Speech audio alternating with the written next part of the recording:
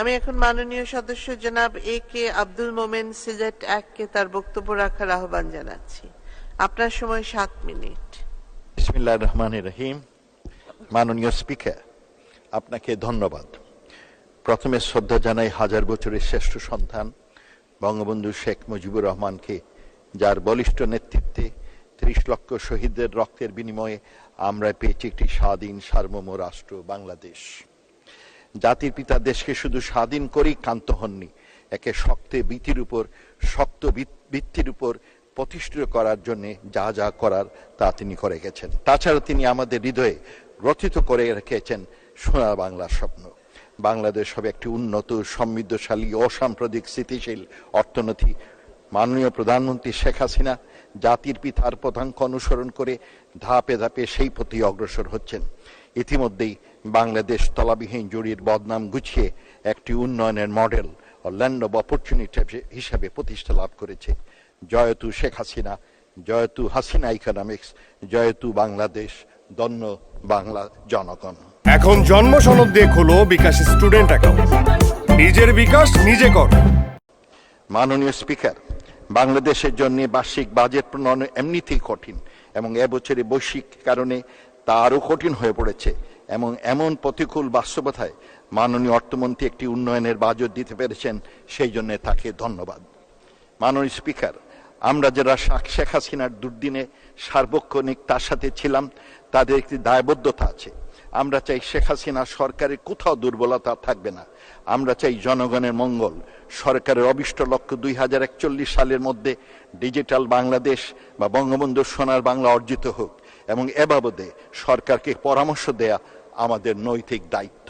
মাননীয় speaker, budget শুধু বার্ষিক আয় ব্যয়ের হিসাব নয়, বাজেট দেশের মানুষের প্রত্যাশা, তাদের জীবনমানের উন্নয়ন, তাদের ছেলে মেয়েদের ভবিষ্যৎ, সরকারের ভিশন ও পরিকল্পনা বাস্তবায়ন এবং সেই সব ভিশন অর্জনে বিভিন্ন পদক্ষেপ ও তার রূপরেখা জানানোর হাতিয়ার। সেদিক থেকে বাংলাদেশের বাজেট অনন্য।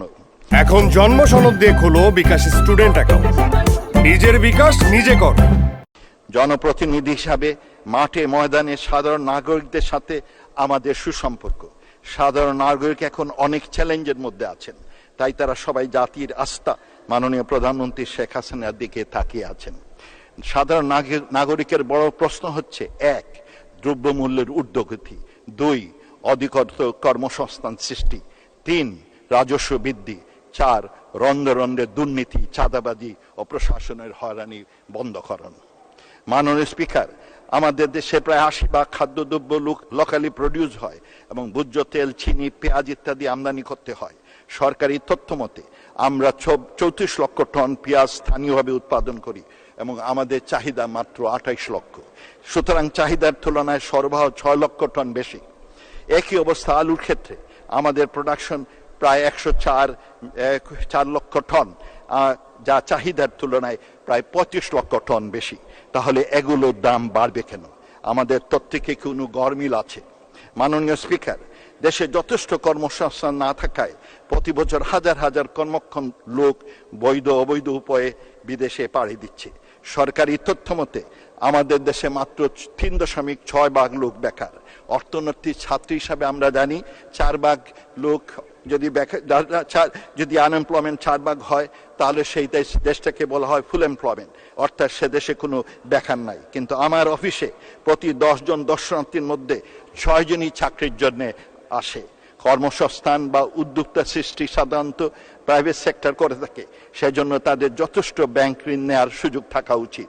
এবারের বাজেট ঘাটতি মেটানোর জন্য 1,37,000 কোটি টাকা সরকার ব্যাংকিং খাত থেকে ঋণ নিচ্ছেন।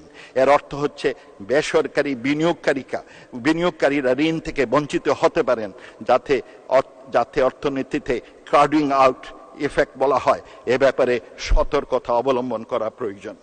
ইতিমধ্যেই ব্যাংকের বেহাল অবস্থা, বাজেটে প্রতিকারের কথা থাকলে জনমনে আস্থা ফিরিয়ে আনা সম্ভব হতো। বরং কালো টাকাকে শতকরা 15% কর দিয়ে সাদা করার ঘোষণায় যারা সৎ করদাতা তারা হতাশ হয়েছেন। কালো টাকা সাদা করার সুযোগের পরিমার্জন অবশ্যই প্রয়োজন বোধ করি। মাননীয় স্পিকার, আমাদের রাজস্ব বৃদ্ধি একটি বড় চ্যালেঞ্জ। 17 কোটি মানুষের দেশে মাত্র 30-32 লক্ষ লোক আপনার কর দেয়। পার্শ্ববর্তী দেশসমূহের তুলনায় এটি সর্বনিম্ন, মাত্র 7.6 ভাগ। এই অবস্থার পরিবর্তনের জন্য প্রয়োজন যুগান্তকারী পদক্ষেপ। গতানুগতিক পথে এই পরিবর্তন সম্ভব নয়।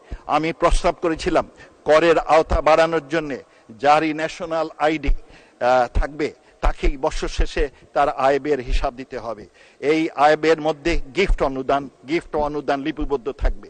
যারা আয়কর দেওয়ার উপযুক্ত তারা আয়করের আওতায় আসবে। এই ডিজিটাল বাংলাদেশে এটা করা মোটো অসম্ভব নয়। এটা করা গেলে 30-32 লক্ষের পরিবর্তে 2-3 কোটি লোক করের আওতায় আসবে এবং রাজস্ব আয়ও কয়েক গুণ বৃদ্ধি পাবে বলে আমি বিশ্বাস করি। তার ফলে সরকারকে অধিক পরিমাণ ব্যাংক ঋণ নিতে হবে না।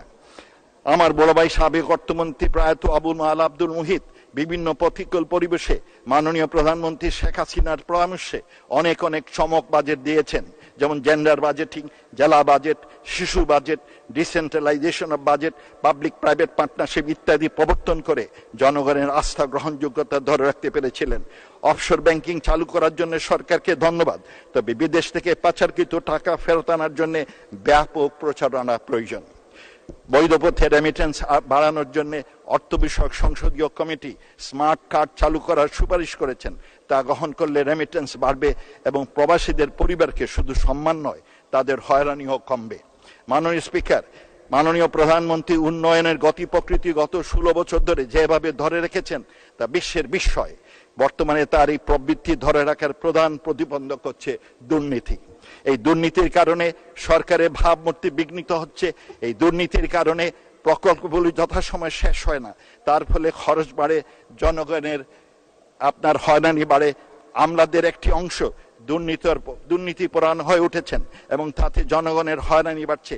এই অল্প সংখ্যক দুর্নীতিপরায়ণ আমলাদের জন্য সারা আমলাতন্ত্র বদনামের ভাগিদার হচ্ছে। মাননীয় প্রধানমন্ত্রী দুর্নীতির ক্ষেত্রে জিরো টলারেন্স নীতি ঘোষণা করেছেন। এই বাজেটে দুর্নীতি ও বিদেশে টাকা পাচার বন্ধের নিদর্শনা ও যথাযথ পদক্ষেপ গ্রহণের জনগণের আস্থা অর্জনে সহায়ক হবে। আমাকে একটু সময় দিন মাননীয়। 2 মিনিট। সরকারি কর্মচারীদের স্থাবর অস্থাবর সম্পদের বার্ষিক হিসাব বাধ্যতামূলক করা এখন সময়ের দাবি। কিছু সংখ্যক দুর্নীতিবাজ কর্মকর্তার কারণে দেশের সুনাম নষ্ট হচ্ছে। এসব ব্যাপারে স্বচ্ছতা, জবাবদিহিতা এবং কঠোর শাস্তির ব্যবস্থা করলে দুর্নীতি কমবে। মাননীয় স্পিকার, মাননীয় প্রধানমন্ত্রীকে ধন্যবাদ এই জন্য যে তিনি সিলেট এলাকার দাবি, সিলেট বিমানবন্দরের সম্প্রসারণ, ঢাকা সিলেট 6 লেন, সিলেট টাঙ্গাইল মহাসড়ক, Badaghat bypass, Akhaura Sylhet Doyalganj rail line, Begum Fazilatunnesa medical বিশ্ববিদ্যালয়, সিলেট সদর হাসপাতাল ইত্যাদি প্রকল্প অনুমোদন করেছেন। তবে কাজের অগ্রগতি দুঃখজনক। কবে যে কাজগুলো শেষ হবে তা একমাত্র আল্লাহই জানেন। আমরা আপনার মাধ্যমে মাননীয় প্রধানমন্ত্রীর হস্তক্ষেপ কামনা করছি। মাননীয় স্পিকার, 50 বছর পর এই প্রথম সুরমা কুশিয়ারা নদীর ড্রেজিং এর কাজ গত বছর শুরু হয়। সেজন্য পানি সম্পদ প্রতিমন্ত্রী জাহিদ ফারুককে ধন্যবাদ। তবে কয়েক মিটার ড্রেজিং করার পরেই কাজটি বন্ধ আছে। আমাদের চৌকিদিঘি এয়ারপোর্ট 4 লেন, বঙ্গবন্ধু সিটি, প্রবাসী হাউজিং স্টেট, সিলেট উন্নয়ন কর্তৃপক্ষ, সিলেট ওয়াসা, সিলেট ইঞ্জিনিয়ারিং বিশ্ববিদ্যালয়, সিলেট জেলের জায়গায় দৃষ্টিনন্দন পার্ক ইত্যাদির কাজ এখনো শুরু হয়নি। মাননীয় প্রধানমন্ত্রীর হস্তক্ষেপ কামনা করছি। মাননীয় স্পিকার, এই মুহূর্তে আমি যখন এই মহান সংসদে বক্তব্য দিচ্ছি, একই সময়ে আমার নির্বাচনী এলাকায় হাজার হাজার সিলেটবাসী বন্যায় দিশেহারা। বিশেষভাবে লক্ষণীয় যে সমস্ত এলাকায় বক্স ড্রেন করা হয়েছে বা হাওর ইত্যাদিতে প্রতিষ্ঠান গড়ে উঠেছে, সে সমস্ত এলাকা অধিকতর বন্যা কবলিত, যদিও ড্রেন তৈরির আগে কখনো ওইসব এলাকায় বন্যা হয়নি। মাননীয় speaker, we have to live with nature. প্রকল্পগুলো অনুমোদনে এ বিষয়ে সতর্কতা অবলম্বন করা দরকার। মাননীয় স্পিকার, দেশের স্বার্থে বঙ্গবন্ধুর স্বপ্ন সোনার বাংলা অর্জনে সাদাকে সাদা, কালোকে কালো না বললে শেখ হাসিনা সরকারের প্রতি অবিচার করা হয়। মাননীয় অর্থমন্ত্রী বিষয়গুলো বিবেচনায় নিয়ে জনগণের প্রত্যাশা পূরণে যা যা করা প্রয়োজন তা করবেন বলে বিশ্বাস। সেই সাথে আমার একান্ত প্রত্যাশা, আমরা বিজয় জাতি, বাংলাদেশ এগিয়ে যাবে শেখ হাসিনার হাত ধরে সবার সাথে বন্ধুত্ব, কারোর সাথে বৈরিতা নয়, সেই বৈশ্বিক নীতিতে বিশ্বাস রেখে আমরা গড়ে তুলব বঙ্গবন্ধুর স্বপ্নের সোনার বাংলা, একটি উন্নত, সমৃদ্ধশালী, স্থিতিশীল, অসাম্প্রদায়িক অর্থনীতি, যেখানে অন্ন, বস্ত্র, বাসস্থান, স্বাস্থ্য, শিক্ষা সেবা সবার জন্য নিশ্চিত হবে। জয় বাংলা, জয় বঙ্গবন্ধু। মাননীয় স্পিকার, আপনাকে ধন্যবাদ। পুরো খাগা না করেন চারাবা, খাগা না করেন চারাবা, গরবাই কই যাবেন? একদম শীতকালে বড় ভাই টান দিয়া যাবো, খাগা না করেন চারাবা। আই লাগু না। ওস্তাদ জানে প্লাস্টিক ওস্তাদ।